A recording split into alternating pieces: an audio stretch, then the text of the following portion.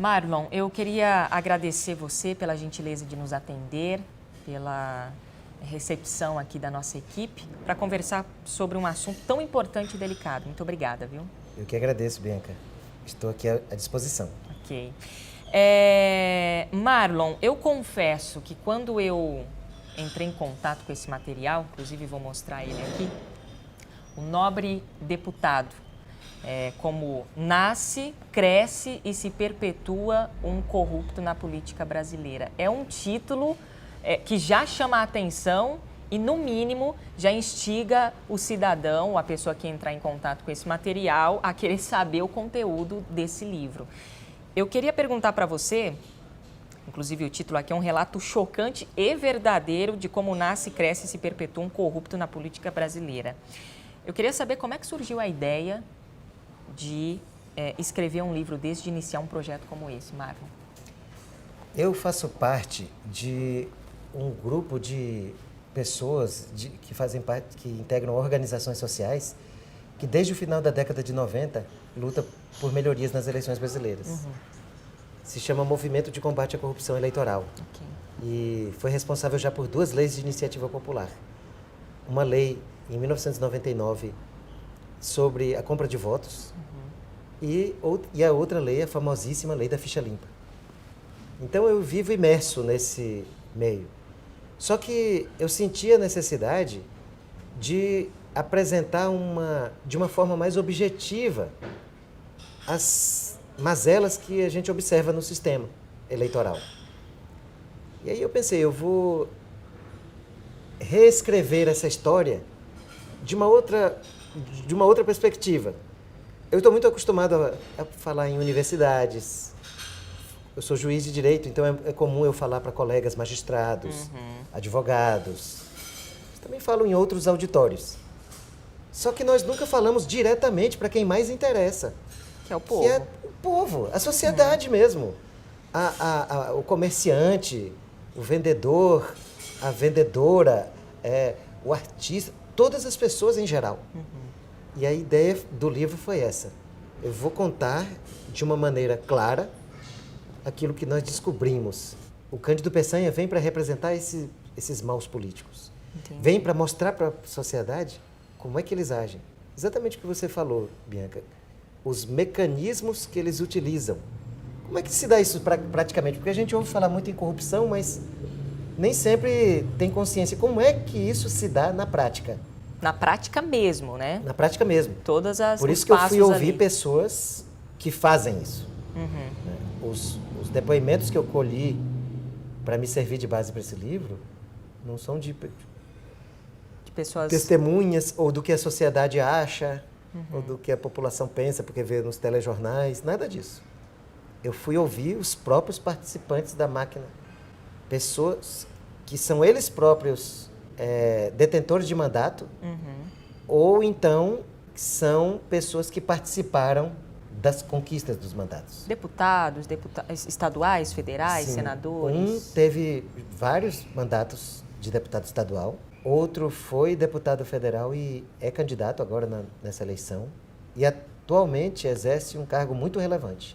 Olha, no primeiro capítulo aqui do Nobre Deputado, você cita uma conversa que você teve num avião com um senador que começou a te falar coisas, inclusive você não tinha nem gravador, não estava com laptop ali para anotar algumas informações, foi tudo de memória.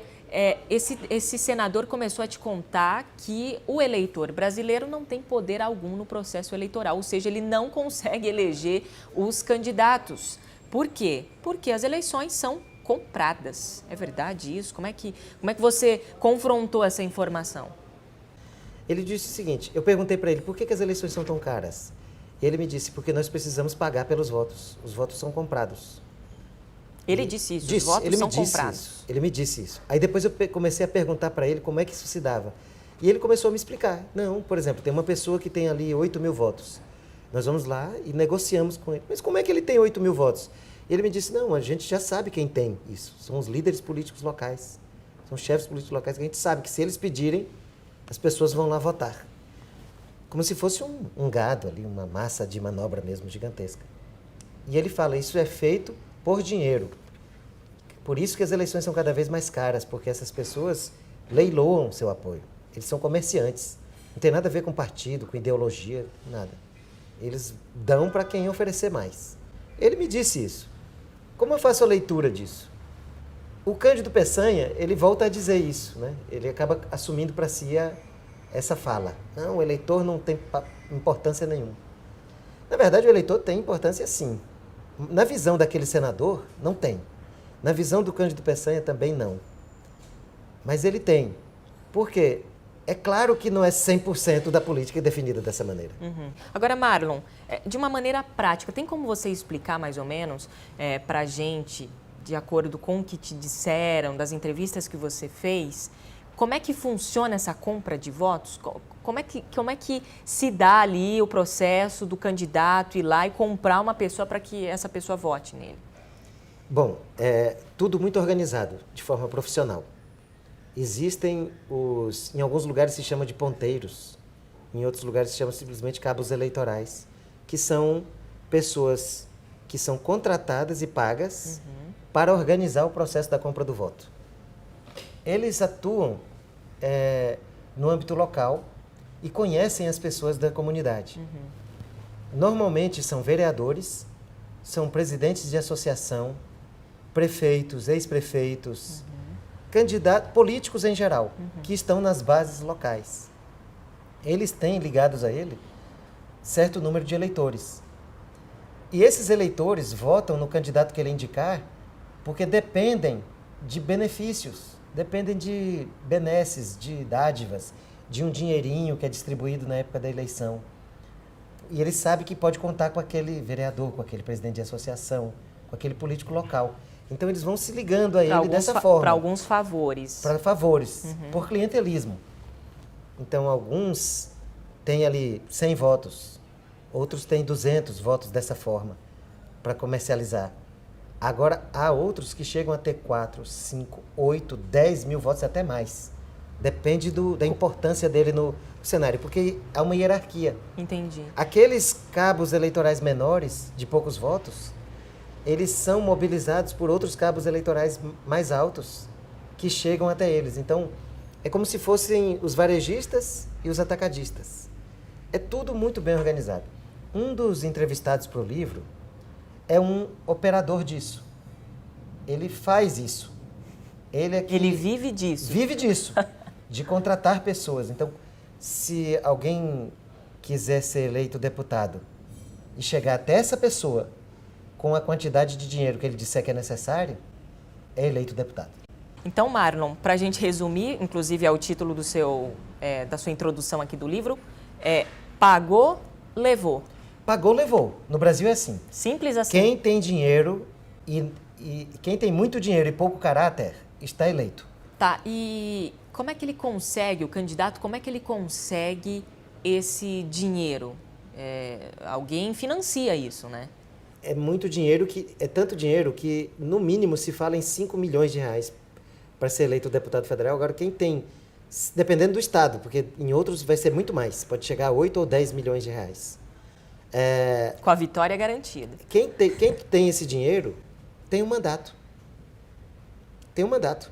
O sistema é tão ruim que é possível afirmar que quem tem esse dinheiro tem um mandato. Agora, você disse, de onde vem esse dinheiro? A tua pergunta é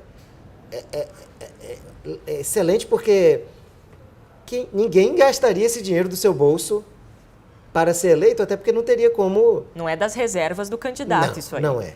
Ninguém faz isso. Por quê? Porque ele não teria como, obviamente, recuperar esse dinheiro com o salário de deputado, que é alto, mas não é para tanto. Então, é preciso que alguém financie. Ou que ele obtenha, por outros meios que não do próprio bolso, esse dinheiro. E o que eu apurei? Esse dinheiro vem de empresas que dão a ele o dinheiro para que ele se torne uma pessoa que vai influenciar em favor da empresa. Não é algo que é feito, a empresa vai financiar porque entende que é importante a eleição daquela pessoa para a democracia brasileira. Não é romântico assim. Ele paga para colocar alguém no parlamento para depois ele ir para uma comissão onde ele vai representar os interesses daquela empresa. Vai defender projetos de lei de interesse daquela empresa e não dos eleitores. Outra coisa que acontece são... todos falavam que uma parte do dinheiro das emendas parlamentares é retida pelo deputado. Ele consegue ali uma emenda de 2 milhões de reais. Ele fica com 200, 300 mil reais daquele dinheiro. O que é completamente ilegal, é um crime. Outra fonte são licitações fraudulentas. Outra fonte são convênios. Convênios que são do âmbito do executivo, mas que os deputados ajudam a mobilizar porque eles têm influência política e eles vão até o executivo e ajudam a soltar esses convênios no âmbito dos governos estaduais, por exemplo. E aí quando eles, olha, ajudei você, prefeito, a conseguir um convênio lá no governo. E aí ele diz, agora só que tanto é meu. E assim eles vão... Cada um dá uma abocanhada numa Ele fatia. vai abocanhando ao longo de todo o mandato, não é só perto da campanha. Durante o mandato inteiro, ele vai reunindo as reservas que farão com que ele chegue com aqueles 8 milhões necessários para ele não ter dúvida de que estará novamente no poder. Então, peraí, deixa eu entender. Esses candidatos, eles pegam dinheiro, porque eles entram no processo eleitoral sem grana nenhuma. Sim. Então, eles pegam dinheiro de grandes empresas, empreiteiras, agiotas, como você assim colocou. Foi uma informação que chocou bastante. Mas eles entram assim, falando que vão depois devolver esse dinheiro. Sim. Eles vão tirar do cofre público para eles têm que pagar. Não, peraí, vão tirar do cofre público, vão tirar do bolso do povo. Eles vão desviar verbas públicas para pagar. Eles não vão pagar com dinheiro. Eles já entram no mandato sem dinheiro, né? Eles já entram sem dinheiro e endividados com agiotas. Ou então com a empresa privada que financia é diferente. Porque ele tem que pagar com serviço, o que também dá desvio. Porque em vez de estar velando pelos interesses da sociedade, ele está velando pelos interesses da empresa que o elegeu, que deu dinheiro para a eleição dele. Então já tem uma corrupção gravíssima, com fortes consequências. Agora, no caso da agiotagem, ainda é pior, porque ele tem que devolver o dinheiro. E aí, como é que ele vai devolver? Ele precisa roubar dinheiro da sociedade. Rouba dinheiro do quê? Da educação, da segurança pública? Da educação, da saúde. Que são verbas destinadas para ajudar o povo. Explica por que uma estrada, às vezes, é feita fora dos padrões. Como é que uma estrada é feita sem acostamento, por exemplo? Como é que uma estrada é feita com um asfalto muito fino? Como é que se deixa de observar as normas técnicas da engenharia numa obra pública? É porque houve desvio. O sistema eleitoral brasileiro acabou, ele está contaminado. Aqui nesse sistema eleitoral, quem tem dinheiro se elege e pronto. E não há quem possa negar isso, porque as pesquisas acadêmicas até demonstram isso. Tem pesquisa aqui da Unicamp que mostra que os eleitos gastaram 5 vezes mais do que os não eleitos, em média. Simples assim. Então, nós não podemos ter... Isso não é democracia, porque os eleitos devem ser os mais vocacionados politicamente, devem ser os que têm predisposição para atender os interesses da sociedade e não para enriquecer pessoalmente. Agora, qual é o modelo ideal para o Brasil eleitoral? A reforma política, que é esse máximo, né?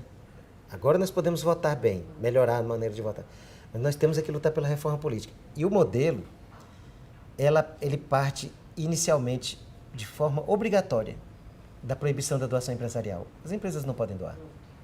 Elas não participam de forma cívica do processo.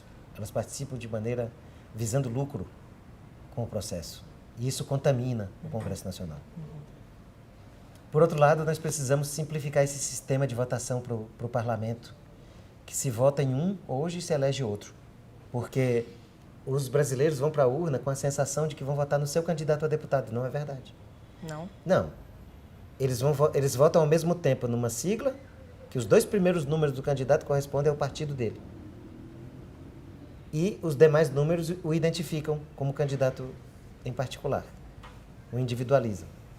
Quando o eleitor põe o número na urna, ele acha que está votando no candidato a deputado. Não é verdade, ele está votando no partido e no candidato a deputado. Ele está dando mais cadeiras para esse partido. Quanto mais votos o partido obtém, mais assentos no parlamento o partido terá. Só que se o candidato dele não for bem votado, mesmo assim ele terá contribuído para aumentar o número de vagas, o que vai fazer com que outros mais votados entrem naquelas vagas abertas. É complicado Mas dá para entender. O que acontece é que isso faz com que a gente, na prática, vote em um e eleja outro. Inclusive, a maior parte dos votos não é concedida para os eleitos. Os eleitos têm menos da metade dos votos. Mais da metade dos votos vão para candidatos não eleitos.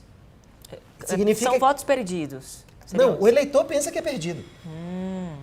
Eles, perdi meu voto porque não elegi ganhou. meu... Não perdeu, não. Ele pode até ter perdido, mas alguém achou, porque esse voto beneficiou alguém. Só que ele não sabe nem quem foi. Isso é muito grave. O eleitor não sabe quem foi o eleito com seu voto. Você acredita numa mudança aqui no Brasil em relação à corrupção, Marlon? Com certeza. Já fizemos isso várias vezes. O Brasil tem capacidade de mudança. O Brasil escapou, decidiu sair da ditadura militar. O Brasil lutou pelas diretas já. O Brasil passou a votar para presidente da República livremente. O Brasil evoluiu politicamente em vários aspectos. Agora está chegando outro momento histórico. Eu colocaria como uma nova proclamação da República, a reforma política. Por isso que eu digo que ela não será feita de cima para baixo. Ela será feita de baixo para cima pela sociedade. E por isso que eu me motivei a escrever esse livro. Porque é do sentimento da sociedade, que depois deve se transformar em mobilização, que vai sair essa reforma política.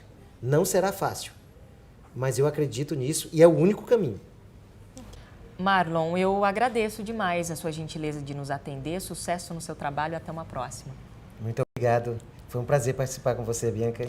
Eu, inclusive, digo que a gente sempre tem que ser político, não partidário, mas político, se inteirando das questões aqui do nosso Brasil, e a política é algo muito importante. Está aqui uma boa dica de leitura, inclusive, para você. O Nobre Deputado, um relato chocante e verdadeiro de como nasce, cresce e se perpetua um corrupto na política brasileira.